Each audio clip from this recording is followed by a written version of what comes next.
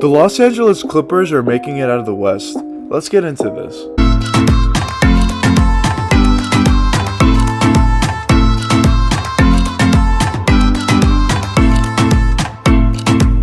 The Los Angeles Clippers are currently down 2-1 to the Utah Jazz, and it doesn't necessarily look great for them, but I still think they're going to win this series and they're going to make it out of the West. But why do I have so much confidence in this Clipper team when every single year they disappoint, basically? Let's break down what this Clipper team does well and doesn't do well and see if they could actually make it out of the Western Conference and even beat the Utah Jazz. So of course they have first Kawhi Leonard and Paul George as their main two guys. Starting with Kawhi Leonard, this guy, I personally think he might be the best player in the NBA. I think he's so talented. He has that great mid-range game which he had basically his whole career, and he extended his range all the way out to the three-point line. He also has a pretty decent three-point shot now as well. He can also get all the way to the basket. He also became somewhat of a passer a little bit, where he can find open guys when he's getting doubled and triple teamed. He has that post turnaround fadeaway that you need if you're going to be a superstar player, basically. He has the whole package on the offensive end, and he's just very talented. And on the defensive end, I didn't even start to mention that. He's obviously, I think, the best defender in the NBA as well. He can guard literally 1 through 5. Whoever you put at him, he can guard as well as you possibly can. You can't necessarily stop some guys, but he will do the best job you could possibly do. That's why I think Kawhi Leonard is the best player in the NBA. Now moving on to Paul George. For whatever reason, Paul George has really struggled in the playoffs as of late, when earlier on in his career, he was known for being really good in the playoffs. So I'm not sure exactly what happened, but for whatever reason, he's struggling in the playoffs. But either way, even if he's struggling or not, he's still an all-star type talent in this league, and he's still talented. And as we saw in Game 3 against the Utah Jazz, he still has potential to have really good games. We saw all throughout the regular season, especially this year for Paul George, he had a great year. He was a great three-point shooter. He's a very smooth player. He can get all the way to the basket. He has great handles for his size. He has a pretty decent mid-range as well. He can pass the ball a little bit, but he's mostly just an ISO scorer. But either way, he has a 3-level scorer. He literally do everything on the offensive end as well, similar to Kawhi Leonard. Not to the level of Kawhi, but either way, he's a little bit of a better three-point shooter than Kawhi is. I don't know. He's just a very good offensive player overall. And even if he's struggling, there are going to be some games where he shows up. So if Kawhi could just hold the ship and continuously play well for his standards, and then you get Paul George playing well one of the games, if they're both playing well, they're almost impossible to stop. And what I think the biggest issue for the Clippers was in that bubble, and the reason why they lost 3-1 in that series to the Nuggets, was the fact that they didn't have a true point guard to settle everyone down. I mentioned this in a lot of my videos. I think it's very important to have a really good point guard to settle everyone down, especially in the clutch. Run the plays and give the ball to your best players in the spots where they can actually score the ball. And this season, I definitely think they have it in Rajon Rondo. He's obviously, throughout his career, he's known for playing extremely well in the playoffs, and he's known for being a great passer in this league and just getting the ball in the right spots to guys, and just a very cerebral and smart player out there. And I think we've seen that so far from Rondo. But also, the Clippers also have other additions. Reggie Jackson they did have in last year's playoffs as well, but for whatever reason, this year he's playing extremely well and way better than he was in last year's playoffs. So that's a big boost for them. He's playing great, especially hitting that 3-ball, which I didn't know he could do to that level, at least that consistently. But also they have other guys that I mentioned in other videos, like Luke Kennard. I really like. I think he's a great scorer off the bench, and when Kawhi Leonard's out or Paul George is out, I think he's a great extra guy to have to hit those wide open threes. Overall, I really do like what the Clippers have going for them and the players they have. It would have helped them tremendously if they still had Serge Ibaka if he didn't get hurt, because he's a guy who can hit wide open threes as well, spread the court, and also